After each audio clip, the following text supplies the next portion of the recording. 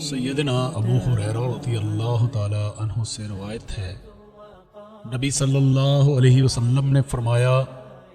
قیامت اس وقت تک قائم نہ ہوگی جب تک مال کی خوب کثرت نہ ہو جائے اور فتنہ عام نہ ہو جائے، حرج کثرت سے ہونے لگے۔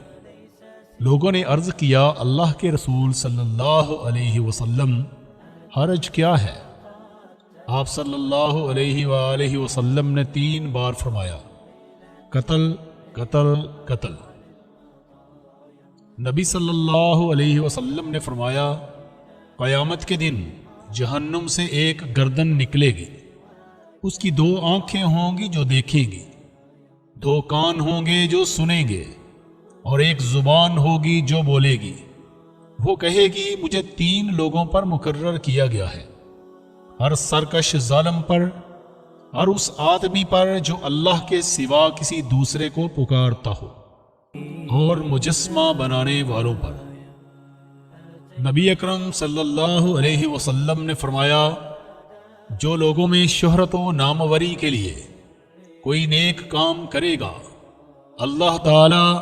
قیامت کے دن اس کو ذلیل و رسوا کرے گا، اور جس نے ریاکاری کی تو اللہ تعالیٰ بھی اس کو لوگوں کے سامنے ذلیل و رسوا کر دکھائے گا۔ رسول اللہ صلی اللہ علیہ وسلم نے فرمایا، آدمی اپنی زبان سے اللہ کی ناراضگی کی بات کہتا ہے اور وہ اس میں کوئی حرج محسوس نہیں کرتا، حالانکہ اس بات کی وجہ سے وہ 70 برس تک جہنم کی آگ میں گرتا چلا جاتا ہے۔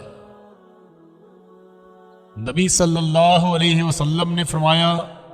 اس گھر کی مثال جس میں اللہ کا ذکر کیا جاتا ہے اور اس گھر کی مثال جس میں اللہ کو یاد نہیں کیا جاتا، زندہ اور مردہ جیسی ہے۔